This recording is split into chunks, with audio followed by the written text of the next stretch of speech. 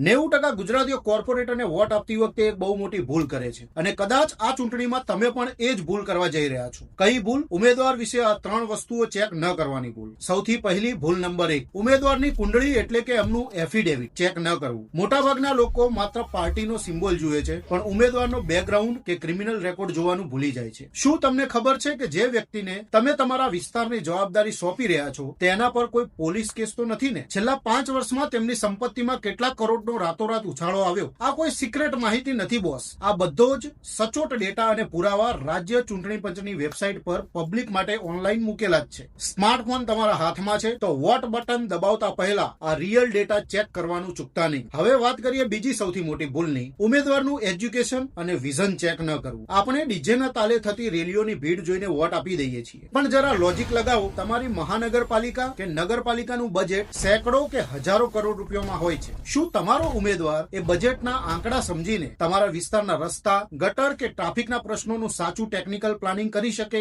એટલો શિક્ષિત અને સક્ષમ છે? કોર્પોરેટરનું કામ માત્ર ઉદ્ઘાટનમાં રિબન કાપવાનું નથી. ચૂંટણી સમયે તેમને આખા પક્ષના ઢંઢેરા નહીં પણ તમારા વોર્ડનો લોકલ મેનિફેસ્ટો પૂછો કે આવતા 5 વર્ષમાં તમારા વિસ્તારના પ્રશ્નો સોલ્વ કરવા એમનો નક્કર પ્લાન શું છે. જો જવાબ ગોળ હોય તો તમારો વોટ કચરાપેટીમાં જઈ રહ્યો છે. પણ ઉભા રહો. ત્રીજી અને સૌથી ભયંકર ભૂલ તો એવી છે જે તમને રોજ રડાવશે અને એ છે ઉમેદવારની અવેલેબિલિટી એટલે કે તમારી વચ્ચે તેમની હાજરી ચેક ન કરવી. શું એ ઉમેદવાર તમારા વિસ્તારમાં જ વોર્ડમાં રહે છે? વિચારો, ચોમાસાની મધરાતે જો તમારી સોસાયટીમાં ગટરના પાણી ઘૂસે કે પીવાની લાઈન તૂટે તો શું એ માણસ તમારો ફોન ઉપાડશે કે પછી એ માત્ર ચૂંટણીના 15 દિવસ જ હાથ જોડવા દેખાય છે? વોટ કોઈ મોટી પાર્ટીની લહેર કે ટીવી પર દેખાતા મોટા ચહેરાઓને જોઈને નહીં પણ તમારા સુખ દુઃખમાં અડધી રાતે દોડી આવે એવા લોકલ માણસને જ આપજો. યાદ રાખજો, આ એપ્રિલ 2026ની ચૂંટણી તમારા ઘરના આંગણાની ચૂંટણી છે.